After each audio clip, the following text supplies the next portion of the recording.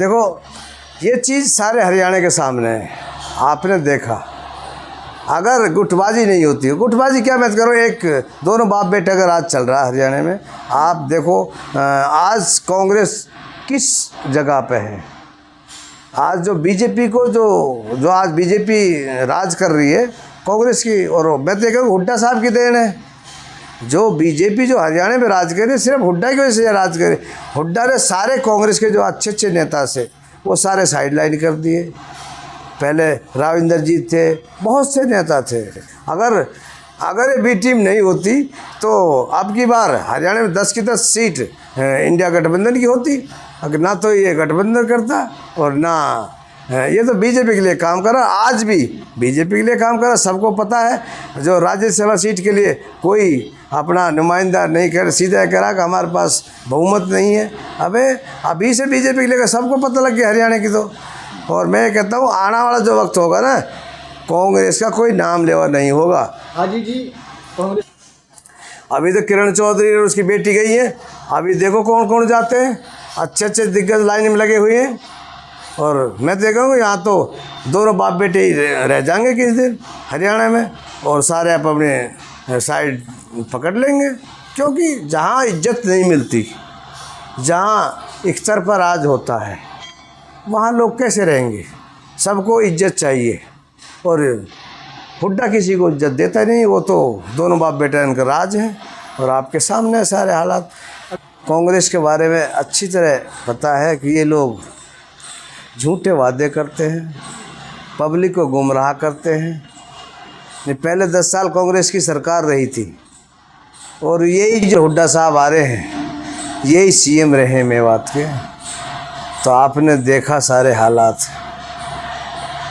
जब हुड्डा साहब सीएम थे, जब क्यों नहीं बनवाई ये 4 लेन, जब क्यों नहीं कराया, यूनिवर्सिटी क्यों ना लाया है, और बहुत सी चीज़ें, शिक्षा क्यों नहीं लाया। सरकार से ज़्यादा जो दोषी हैं मैं मानता हूँ हमारे मेवात के नेता हैं। जो आज जो कांग्रेस के एमएलए हैं, और जो पहले बीजेपी में ही रहे, आज भी बीजेपी के नेता। आपने देखा वोट मेवात में, बल्कि पिछली दफ़ा चौधरी जाकिर हुसैन कुल 4200 वोटों से हारे थे। तो मेवों ने खूब वोट दी बीजेपी को। लेकिन आप जब पानी की बात कर रहे हो, किसानों की बात कर रहे हो, आपने देखा पूरे 5 साल इन आपस में आफ्ताब और जाकिर की लड़ाई ऐसे हुई थी। वो पानी छुड़वाता वो बंद करवा देता है, वो छुड़वाता वो बंद करवा देता। तो लोगों की फसल सूख गई, और ये आपस में इसी तरीके से करते रहे। कोई ज़मींदार जाता है, किसान जाते हैं इनके पास, तो एक तो ये कहता है कि मैं एमएलए थोड़ा बनाया हूँ, जो एमएलए बनाया उसके पास जाओ। वो उसके पास जाते हैं कि भाई जाकिर नहीं आने देता, तो लोगों की फसलें सूख गई। तो मैं तो इनको जिम्मेवार मानता हूँ, जो मेवात के जो नेता हैं, विधायक हैं।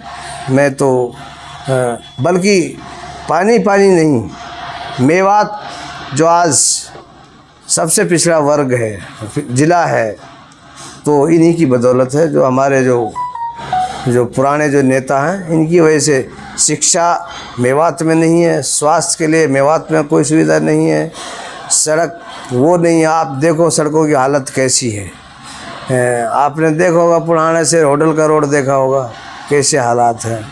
तो मैं ये कहूँ कि इन्होंने जितनी मेवात के साथ जो नाइंसाफ़ी की है, वो जो करवा रहे हैं सरकारों से, तो इसका जुम्मेवार है यही लोग हैं।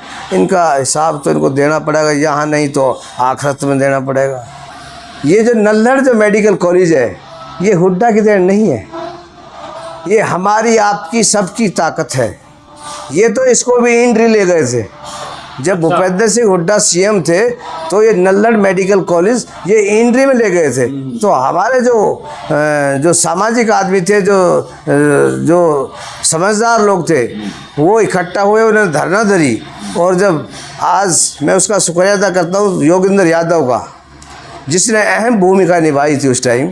योगेंद्र यादव जी हमको राहुल से मिलाने के लिए गए। तो उस टाइम जो अपने किदवई साहब थे, अहम भूमिका उसकी थी।